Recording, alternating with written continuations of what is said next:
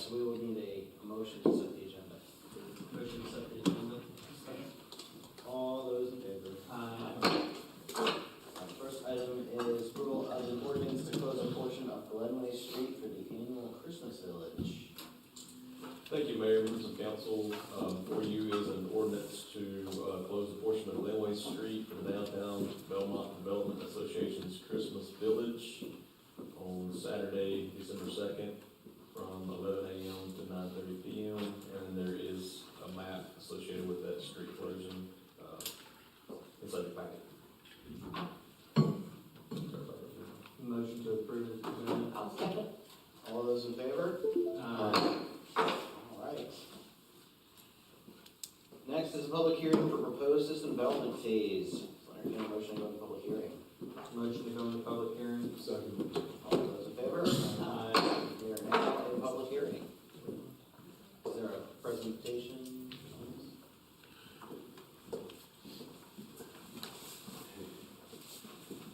There's not a presentation, but I will answer any questions you may have, or I can refresh your memory on anything. This is just to, well, the next item I can talk a little bit more about the fee schedule, but this is just a public hearing portion. Answer any questions. Do we have a, there wasn't a sign-up sheet somewhere, was there? Everybody? Oh, Would anyone like to speak? Okay, so no one wants to speak. Entertain a motion for now to public hearing. Hold on a second. So, I guess you're gonna go over the fee structure and what like today is versus the difference and stuff like that for the proposal fees. I was reading through the materials and just had a few questions, kind of trying to understand, because I believe I read somewhere in there in regards to what we have today may not have been kind of the full what we can do. I know it's kind of a gray area because we don't want it to be like an impact fee, right? So I just had some questions about that. Is that now or Sure, we do can do that later? We can do that now. Okay, I didn't know if you were gonna go over any of that stuff for like the fee structures. So, in today's world, it's, just so I understand it, it's when we have a new development, regardless of the development, that could be infill or major subdivision or something like that. They just pay the hookup fee, is that correct, how it is today, based off of the calculation or whatnot? They still pay a system development fee, Okay, and then they'll also pay for, there's a tap fee, meter Okay. set fee, those types of things. okay, So that it's not changing, all we're changing is the amount of the fee, so it's Okay. not, so we're not adding anything nothing is additional, new. not taking out, okay. Impact That fees. is, when you're reading through all that chart, like the stuff itself, it's just trying to interpret that. Because I mean, we've got all these sections and it goes into the operating income, like all this stuff. I just wanna make sure that I'm just zoning into exactly what we're doing. Okay. And we did this same study 5 years ago, and it's very similar information. The only really difference is the calculations because of the all the improvements we made and then our future CIP. Right, okay, cool. All right, I'm good then. And if you need to, I do have our current fee schedule and the proposed one side by side if you want to look at them. Yes, please. Okay.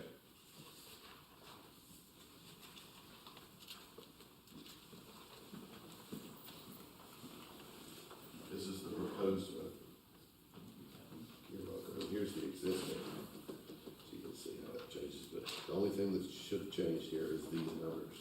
Okay, I see what you're And then we've also added the meter option, the meter size option that you'll see. Anybody else want one of these to see the difference? No, did we say we were moving away from the classification of use and going more towards just the size of the meter? That's what staff would recommend because it's just so much easier to implement. Right, And then also when you're looking at uses as far as like houses, we're going on them just to be honest up front about how many rooms will be or how many bedrooms there will be. It's easier for staff just to do the meter size. so more accurate, I guess, yeah. Accuracy, I mean, I guess if you. Well, I mean, it look kind at- of avoids the situation you just described. You can't really Correct. fudge on that. The size of the meter is the size of the meter. Right. Yeah. Mhm. Right. I think this came up during the presentation on, was it Wilden. Wilden, yeah. I think that the timeframe is 5 years, but it could be less than that going forward if we deem that there is, justification for reevaluating at some point. You can do it any time you want, just know that there's a fee to pay the consultant, Right, so it's just weighing that out. But if you feel that things have changed in your CIP, I think it would be worthwhile talking about it, go ahead and doing a new study. Like maybe in 2 or 3 years if we see a lot of change. the reason I brought that up before, and obviously everybody's aware of the kind of inflationary environment we're in, you look just in the last, 2 or 3 years, and I'm sure, I would imagine, and studied it that deeply, if you looked at the last evaluation and the figure that we arrived at, currently where it sits, I imagine we're probably underfunded on that based on current costs, are we not? Yes. Yeah, which is obviously the reason we've got to do this reevaluation, but I imagine even the projections 5 years ago have been far exceeded in the last couple of years. Yes, particularly. so, and our CIP has grown significantly Yeah. as well. So we reserve that option, it doesn't have to be 5 years. Correct, you can do it every year if you like. Is there a best practice among like municipalities of what they do, or is it just dependent on what the changes are to the CIP only exclusively? I don't believe there's a trend yet because system development fees, the way they're done today is a newer thing. Mm-hmm.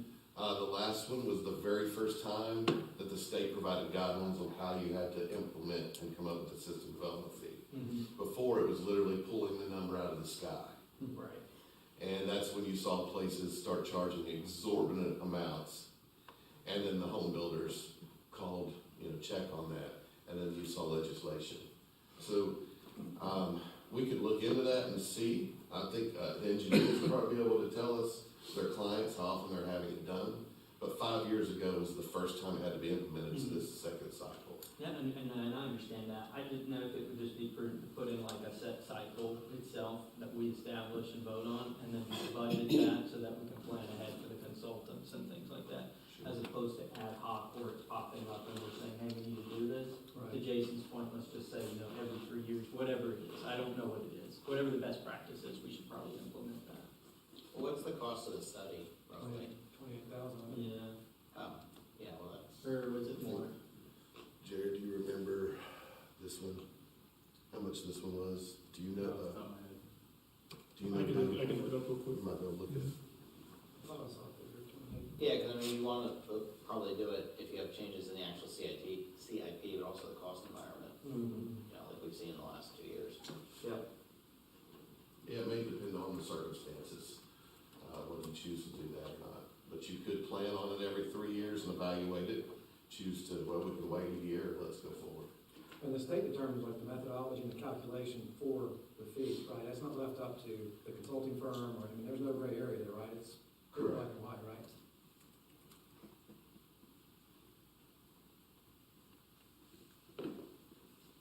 I'm good. Any other questions? Motion to come out of the public hearing. I'll second. All those in favor? Aye. All right, next item is adoption of the new fee schedule.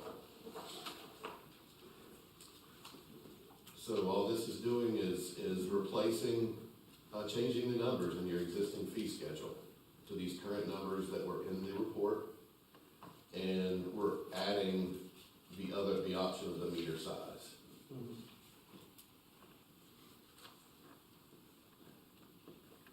Any other questions or feedback on this? That would be a motion. Motion to approve as presented. I'll second. All those in favor? Aye. Next, we have an update from the Belmont Housing Authority.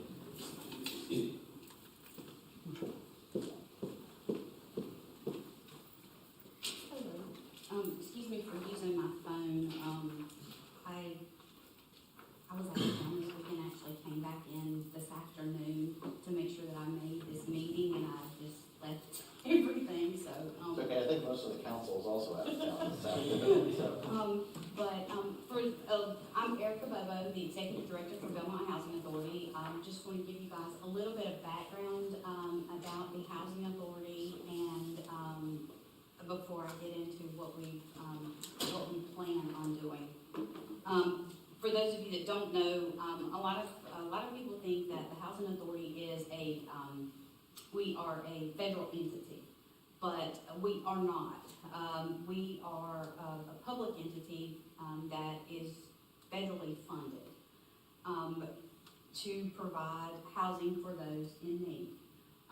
We are our own separate entity. We are not federal government at all. Now, we do have to abide by all the rules and regulations that HUD sets forth. Our funding comes from HUD for, we have, and I'm jumping around a little bit in my, the information that I gave you guys, but Belmont Housing Authority owns 2 properties in Belmont. We have Flowers Court, which is a family site, and we have Myrtle Terrace. And Myrtle Terrace is a site for elderly or disabled. And both properties are 100% occupied, and both properties always have wait lists. And I did give you guys some of the figures on our wait list. Flowers Court, we have 37 applicants just on our 2-bedroom wait list. And the wait list for both sites, it can be anywhere from 6 months to 2 years. And that's why we do open and close the wait list. We feel like that if we leave our wait list open indefinitely and someone applies, we feel like it's kind of giving them false hope that they're going to be housed. So we, when our wait list gets to a certain, we do it by the length of time, like with the turnover. And we will close our wait list when we are kind of at a standstill, where we haven't had any move-ins or move-outs, that kind of thing. Myrtle Terrace is, for you guys who don't know, it's at 55 Myrtle Street. It sits on the opposite corner from the middle school, the old Belmont Middle School. Myrtle Terrace has had a management change. Belmont Housing Authority still owns the property. However, Gem Management was managing the property. They merged with a company called Fitch Eric. Well, Fitch Eric decided that they did not want to manage, they didn't want to do any third-party management. They wanted to manage only properties that they owned.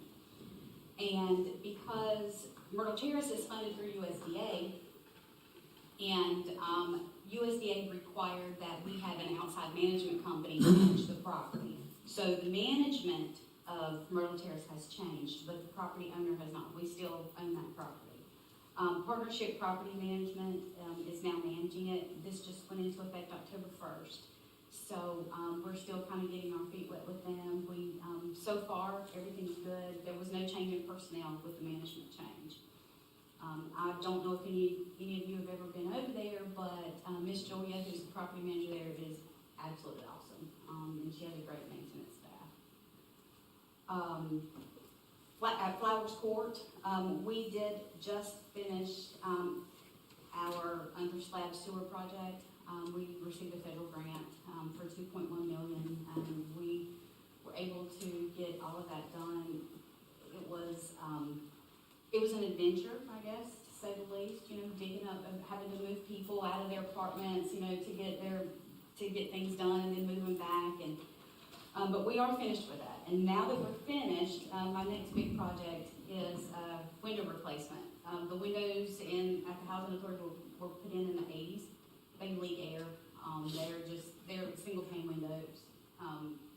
They leak air, so that's our next project. We're looking at, I have 410 windows here total, but I think it's more like 455.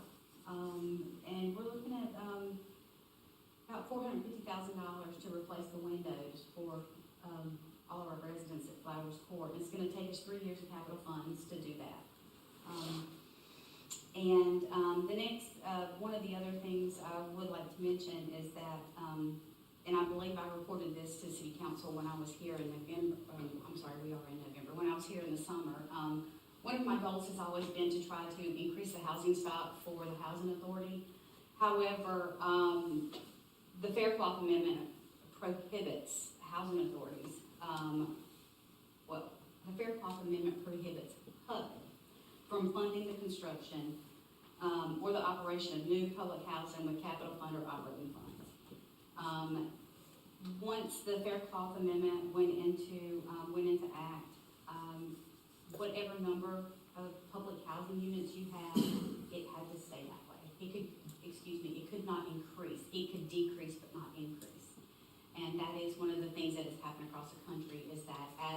housing authorities are doing modernization. They technically, HUD says they are supposed to rebuild 1 for 1, but that is not what's been happening across the country. They may be building 1 for 5 or 1 for 10, depending on local code. So there is, of course, we know across the country, there is a lack of attainable housing. I would like to, I have been exploring different ways that we could possibly build our housing stock without having to use federal funds from HUD. And I'm going to continue to work on that. And I'm just, hoping we can, I can find a developer, or, I really don't know yet. I'm still, we're still in the planning stages. We are, now that the sewer project is over, after the first year, I do plan to bring in some more programs for my residents, wellness programs, parenting, literacy, different things like that. And I am looking into applying for an FSS grant, which is it's called Family Self-Sufficiency. We would use the grant to hire someone who would work with our residents to help them have attainable goals, whether it be employment, buying a house one day. It's the FSS program. If you guys ever have a chance to look at it, it is a very, very good program, and it is funded by HUD. And I've talked to many other executive directors, and their FSS program goes very well. So I would like for us to start that program at Flowersport. And that's about all I have. Does anyone have any questions? Any questions? Okay. Well, thank you. Thank you.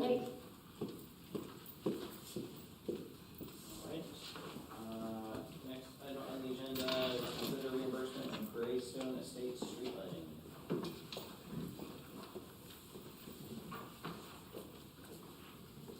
Good evening, Mayor and Council.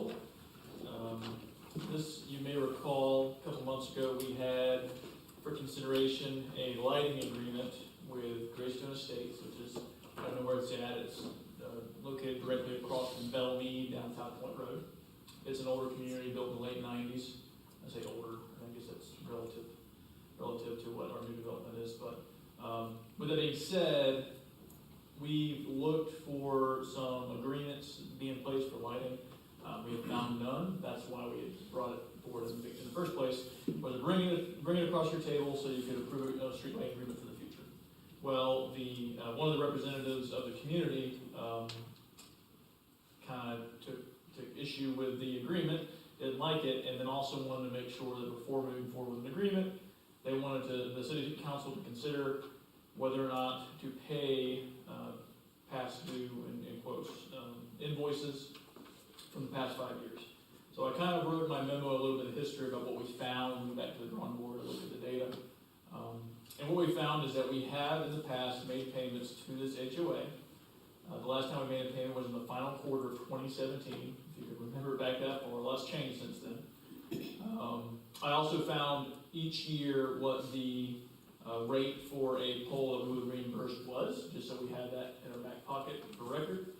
And I came to a total of $11,022.60, which is the equivalent of about 66 months up to July 1, 2023, if we were to reimburse for past due invoices. Now, historically, we have not done this. Anytime an HOA has come forward, we have just invoiced for what was due that fiscal year, and we clearly say in the agreement that we want to make sure that invoicing is quarterly, so we can keep on top of this. So it's kind of been a challenge with this development in particular because they're really wanting this past due reimbursement. So really, this is a conversational item and a item for consideration. I certainly wouldn't recommend paying invoices from before the fiscal year changed over, just because A, we haven't budgeted for it, B, we haven't done it for other developments, and C, since we didn't have an agreement in place that we're aware of with this community, what's to stop another community that doesn't have an agreement from coming forward and saying, well, you owe us for 10 years, you owe this for 15 years. I think there is, unfortunately, with this issue, without evidence of an agreement, is a challenge for staff to recommend we just pay, till we had record of it. And they have had no record of any invoices being sent the past 5 years. So, as far as we know, nothing's been sent to us. So, all that's to say, just consider that. On top of the other issue was they didn't like a clause in the contract, the reimbursement agreement, which kind of was an effort to protect the city. It's clause 5 that says payments will only be made upon proper invoicing by the owners. And failure to invoice the city may result in forfeiting past reimbursements if the requested reimbursement is from charges in the previous fiscal year. So this is to try to prevent this problem from happening again by making it clear to the HOA that as long as you properly invoice this timely, you're never going to have an issue. But if you don't do that, and in 10 years you come back and say, hey, you haven't paid us, you didn't properly invoice at the time. So that's why that clause is there.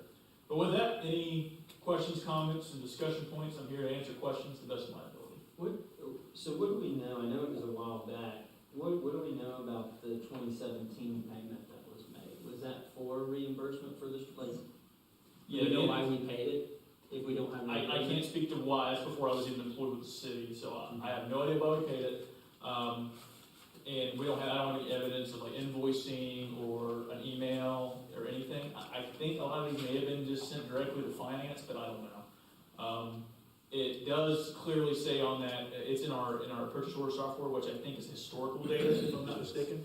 So it's not even data that's proprietary to that system. It was brought in from another system, so some information could have been lost. There's no attachments to it, but there is clear designation of, I think, September to December 2017. But there was nothing earlier than that or anything after, I guess, that we paid? There was a couple that were earlier, but the data was inconsistent with the timelines. There's no information about, like, we consistently pay them monthly for this long. Mm-hmm. It's just a couple purchase orders that exist from historical data, but nothing before the past few years. Because we would only pay upon receiving an invoice from them, correct? Yes. Okay. Yes. So if they We aren't proactive and say, hey, we gotta cut you a check for this. We always Right. require invoices. So could it be they just stopped sending us invoices? I would assume that's exactly what happened.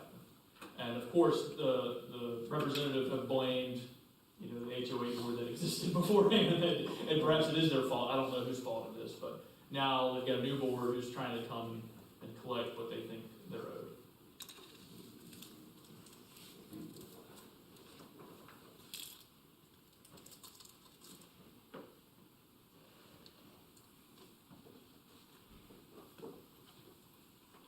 Thoughts?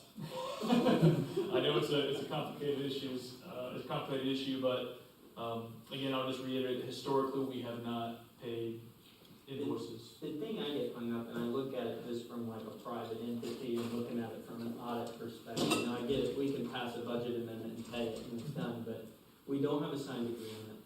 But Jerry, correct me if I'm wrong, isn't there something, if there's a history of payments or something like that, that could provide or supersede that? Because maybe there was at some point an agreement, but we just don't have it because it was transitioned from an older software. Well, the agreement itself wouldn't have transitioned from another software. What you Would we not use that as an attachment on the PO? Right, or financial record, which I've not been able to locate. HOA can't find an agreement. I think there were 2, maybe 3 POs total that were imported from our old software into our new software. That's all that we have from historical data. So similarly to what Bill alluded to, what sounds like happened was they filed for reimbursement for street lighting. It may have made its way through finance, maybe city manager approval, and maybe it was just one-off, or could have maybe they only did it 3 times. So the rhyme or reason behind it, we don't know. As far as trying to arrive at a trend for that, I don't know that you could. You don't think you can? No. Well, it's also been Personally. 6 years since we made a payment, so. And we did tell them, like I mentioned, that as soon as we enter into an agreement with them, I will put this in our public drive it will forever be there unless, if it fails at her job, then everything gets hacked and stolen. Even then, I'm kidding. But even then, we'll still have a paper form filed away, and I have all these on file. It just unfortunately, I can't control, if there was an agreement, I can't control what happened to it before most of the staff was here. And it's possible that they just invoiced the city and somebody approved it. But And just paid it. I don't know. Because they also could not provide.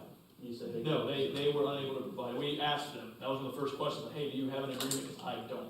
I said, if you have one, please provide it, and we will at least look at that. But even if they had an agreement, I would still, They would need to invoice it. they would need to have invoiced us, in my assessment, to receive, The agreement probably would have addressed timeliness of invoicing and payments. it says quarterly on the Yeah. agreement. So, And what we've done in the past is somebody misses a quarter and, it's within the fiscal year, then, oh yeah, that's fine, because we budgeted for that, and we understand that sometimes you miss things, but if it's been 5 years, that's more than just an oversight, Yeah. in my opinion. So, but ultimately, they did ask that this be considered, so we wanted to at least bring to your attention that they are wanting consideration of the entire reimbursement for the past 66 months. I worry about the precedent without any semblance of a paper trail. yeah, you're looking at a pretty big can of worms, so. Yeah, and that would be my concern too. We tried to communicate as clearly as we could. Kevin and I met with them, Jared's met with them a couple times, and try to just explain exactly how it works, how it doesn't work. One gentleman in particular, who I don't think he's on the board, but he's a member of the community, is quite vocal about saying what he thinks the city should pay, and we understand that frustration because at the end of the day it is public street lighting, but we have these agreements for a reason, we have these processes for a reason, and if we don't have an agreement like with any invoicing for the past 5 years, it's hard for me to recommend the city council just pay $11,000 based on that. I'm just telling them our process moving forward. Yes, street sure. lights. Yeah, so this has been a complex issue, and I think I've explained this once or twice before, but for everybody's sake, that's easy for the developer to do because a lease is a lower upfront cost, but it saddles the HOA that then comes and adopts with these payments. So that's why we put these agreements in place for those communities, so that we'll pay what the standard lighting agreement would be for a standard pole. The city may pay if we put a pole in a park, for instance. And that requires invoicing, that requires them to pay it up front. Well, going forward, we have communicated with planning, and we communicate in the pre-construction meetings. The developer needs to pay the upfront adder, which is just a upfront fee they pay, so that all that decorative stuff that's in addition is paid up front. And then the city would just take on the electrical lighting on our bill, which is a lot easier, a lot simpler, gets rid of this whole reimbursement process. Upfront adder, and some HOAs may be willing to do that, I don't know, but this one I don't think would be, based on my dealings with them. But that going forward, the plan is to have the developer upfront that cost, and it's really not that expensive in the grand scheme of a giant development. It's not that expensive, the lighting isn't. And just having the city sign off on accepting those lights as part of our bill. So this won't be a problem, hopefully, for future development projects going forward. Yes, sir. Bill, before we decide on this, I'm assuming it kind of goes without saying that there are no other examples where the city is reimbursed without an agreement. Not that I'm aware of. Not when I would. Or so what do you think from a legal perspective? Because we're trying to do the correct thing now, get the agreement in place, and it concerns me that they don't want to even, the clause you mentioned, if you're not gonna invoice us, we're not going to pay you. I mean, it does not make any sense for us to go out and say, we would like to give you some money. I like to give you some money too, but I don't think that's that way. My fear of doing that is, not that their actions today would indicate what they would do in the future, but you kind of can't help but think that well, if they do forget, if they get a different board and then a new board comes on, will the same thing happen? But also, I wouldn't want the city to set a precedent to just be paying Right. these when we don't have agreements, because that, I think, really could get us into trouble. Because right now, yeah, 11,000 doesn't sound like a lot, when you're talking about street Add work. that up, that all. That's what I'm saying, that's 12 lights. Now, if we were talking 50 or 100, and you set a precedent to where we paid, this community, I don't know, I think that the 66-month is based on information we had. That is not information they provided to us. They didn't have a clue when the last time they had, so if we hadn't had that information, we don't know what we'd be talking, because we couldn't tell you how, since the last invoice was received, but we were, fortunately, we had some historical data that indicated that we had, at some point, paid them. That helped us kind of at least figure out that it had been this long since we paid them. Just a suggestion for that agreement for this community and others going forward, I think there should probably be like a maximum number of missed invoices before the agreement becomes null. Okay. Because suppose you have a community like Graystone or another, and they draft an agreement, they execute it, and then you're gonna be bored in there, and then you have 3 or 4 quarters go by without any invoicing, and then they wanna come back and, Fund this, we can approve this invoice. that's already drafted. Okay. Because it is a fixed amount, it's not, it changes, Yeah. Too much. Yeah, it So- says a failure to invoice the city may result in forfeiting past reimbursements if the requested reimbursement is from charges in previous fiscal years. Yeah. So it's kind of puts the onus on them to ask. And as long as they properly invoice, they don't have a concern.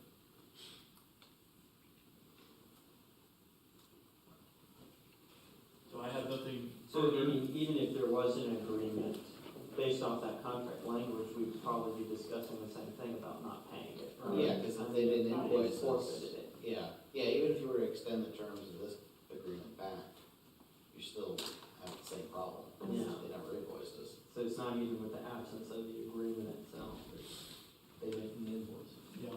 Which is unfortunate, because that's not an HOA, and I understand that when you get a board on it. And it's not a big deal. But for some of these historical communities that have existed for a while, yeah, it's certainly a challenge, but yeah, it's just gonna have to be part of, being in that community, just making sure you're aware that hopefully the board can inform everybody who's a member and, in the community to do that. So, So then you're looking for us to. So my question would, so I've got an agreement in there, I have to change the date on it, because I just used the existing one, we can change that, that's no big deal. If Miles, if you're okay with them going ahead and approving the street lighting agreement going forward, so we can at least get them for this fiscal year, and I can deliver it to them and see if they want to sign or not. motion to approve the agreement as it states going forward and for the current fiscal year, is that correct? Yeah. I'll second. All those in favor? Appointment requests. Yes, thank you, Mayor, members of council. The Gaston County Economic Development Commission has changed their bylaws, and inside of this change, they want to appoint a municipal representative to the board based on a 3-year term. And you can see in Exhibit A that we're listed as the first municipality to be appointed as of January 1st, 2024, and we won't be back around until 2060, probably, I think, the year 2060. Yeah, I was wondering if anybody at the county realized the schedule that they Yeah, that's a lot, created there. a long time. They put it together. Oh, shit. Okay, yeah, like once every 30 years, we get invited to the county. Yeah, that's definitely a token situation, isn't it? So we need to do it. Well, poor Stanley, I mean, they gotta wait until 2060. Like, Yeah. the county will start changing their names. You know, it's like Hayes Stanley, And so they're recommending an appointment of Belmont. You could be a council liaison or staff member. That's what Mr. Hicks mentioned to me. Should we defer this to, or push this to the December meeting whenever the new council is sworn in, and then add this as one of the, can we do that and add that to one of the selection processes whenever we put people on committees? Yeah, we could, but it's only gonna be like a one-time appointment, so it needs to be a staff or council liaison, but you could choose it for December if you like. It's no problem. I mean, does that make, like, if we wanted to do a council person as well? I guess the question is, would you switch, in other words, if somebody 2 years from now, are you gonna have to have that same person, what's the rule on that part of it? Or can we? I think you could do either or all three options. Well, what would be the best option considering the content that's gonna be discussed, who would be better equipped on doing? Would it be someone on staff who might be more integrated and familiar, or someone on council? Would be my question. I mean, that would clarify it for me. Yeah. I think it's probably more geared towards a staff member, because, the way I understand it from Donnie is that, the appointee would be, at times, reach out to other municipalities as you go through like certain economic development projects. And so, but it could be a council liaison as well. He didn't really say who it could be. He did state though, he would prefer somebody that would stay on it for that period of time, like that 3-year period of time. Yes, so you build up all that experience. He wouldn't roll off, that somebody else would have to be brought up to speed, but, that's my understanding from Donnie, and I thought about putting it on the agenda as it could be a council liaison or staff member, so. I feel like it could go either way. I mean, I feel comfortable with either staff or council on there, because like staff is great because you do have the first hand with like the project that multiple municipalities and elected officials are trying to work on together. It opens collaboration between the two, or the different municipalities. And that's the issue we have today, we're so siloed, and we don't really do much with all the others. I don't know, I could see it being beneficial either way. My 2 cents. And we could table it. But it would be me. That's what I'm kind of thinking that too, till December 4th. So move it to December. I kind of think that's the way I would position it. I would too. I mean, with the new council. Prefer. All right. Why would leave it? All right. You want a motion to defer till the December 4 meeting? Okay. Motion to defer to the December 4th meeting. I'll second. All those in favor? Classification and compensation study update.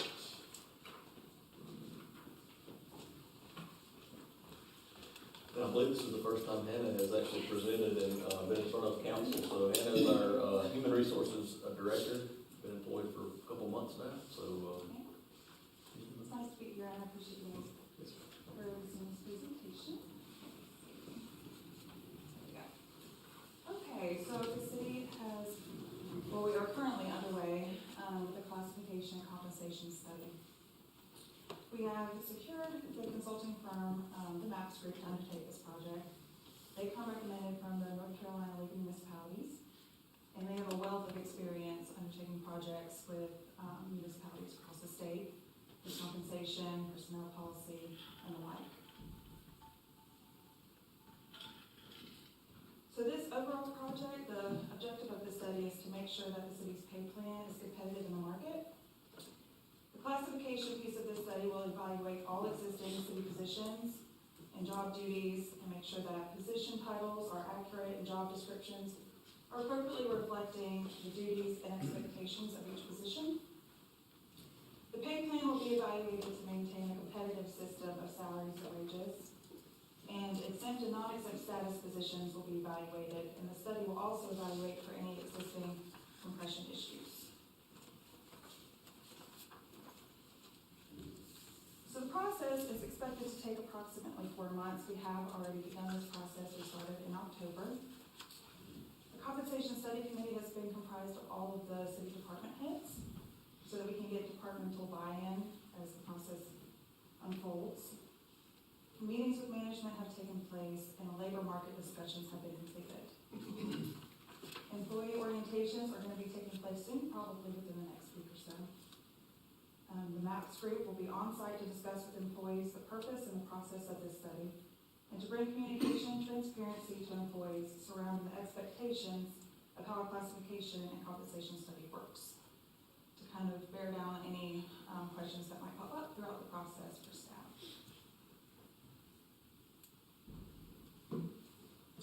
So the MAPS group, they developed an employee questionnaire, and this has been provided to all of the city departments. This questionnaire is a collaborative effort between employees and management, where they are really evaluating the tasks performed by their jobs, their roles. The MAPS MAPS group will be working with departments to ensure that all received data is comprehensive and accurate. These questionnaires will later help to build up the job descriptions. We're going to be revising and rebuilding our job descriptions.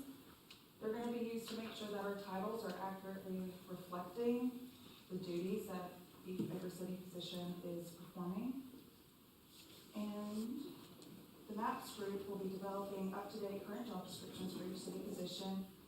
Remember that the education and experience requirements are going to be captured in these job descriptions, public contact expectations, physical effort expectations, and supervision expectations.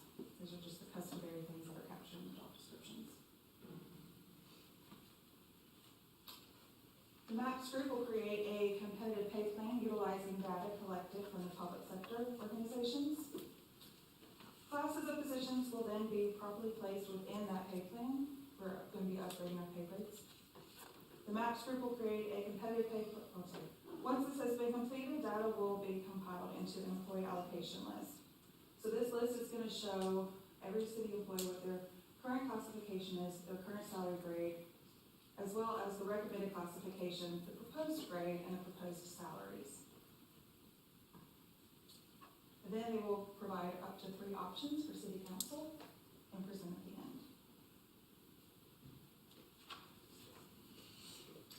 So currently in the employee information gathering stage, departments are actively working with staff on the position questionnaires and employee orientations are forthcoming. So once the study has reached its final stages, a draft will be sent to management for review.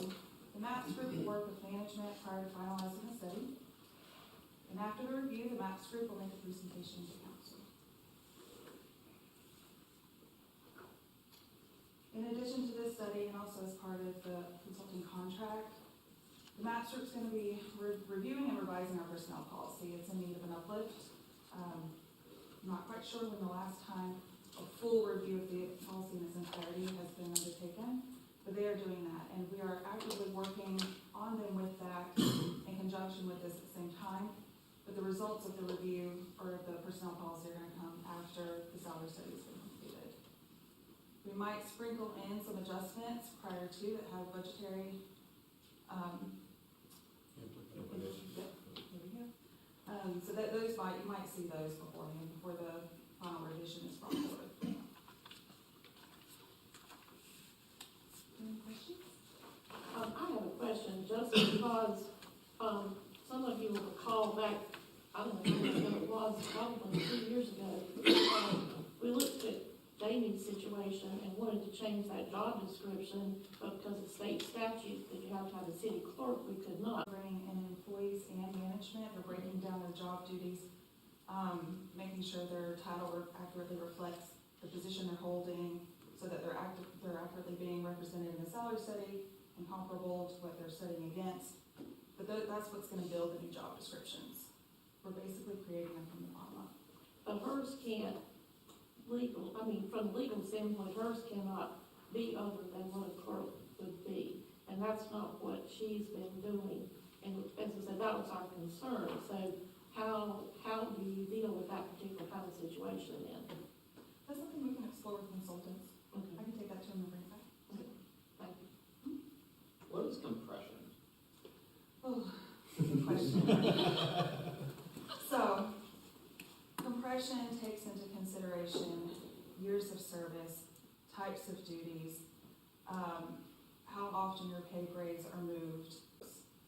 And that can go between the ranks of positions, or it could be within the same position title. Okay. Yeah, nice to meet you. Thanks for your presentation. I'm glad you brought that up, because that was one of the items that we brought up, I think when we started this.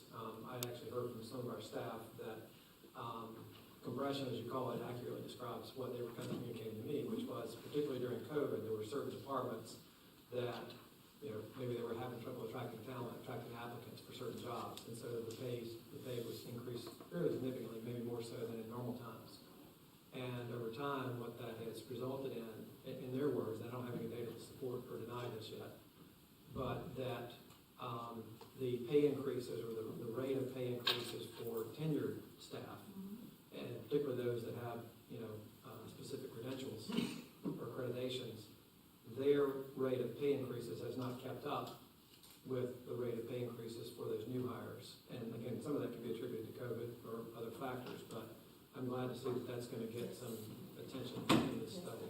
That will be evaluated by consultants. Yeah. Well, in the data that they present to us, will it review each department for us? Will we be able to like look at, okay, so it'll break Yeah, it you can down? break it down however. Because I think it would be by person. interested to see it by department. Yeah. And what's I know you started on this in October, so do you have a hard date yet for? We don't have a hard date. We're trying to get draft numbers prepared for the council retreat. Okay. The MAPS group had some existing projects that they had to wrap up before they could devote all of their time to this one, but they are working with us to make sure that we can get some preliminary Yeah. numbers for budget. For the council retreat, I understood it's like the end of January typically in the past draft numbers. It won't be a final report at that time, but we'll have numbers to build the budget with, in mid-February. And so sometime after that, once we, the number piece of it is what we're looking for the budget side of it. Right. And then it comes together sometime after that as like the final study. So we're thinking probably the numbers early February-ish to mid-February, somewhere around there.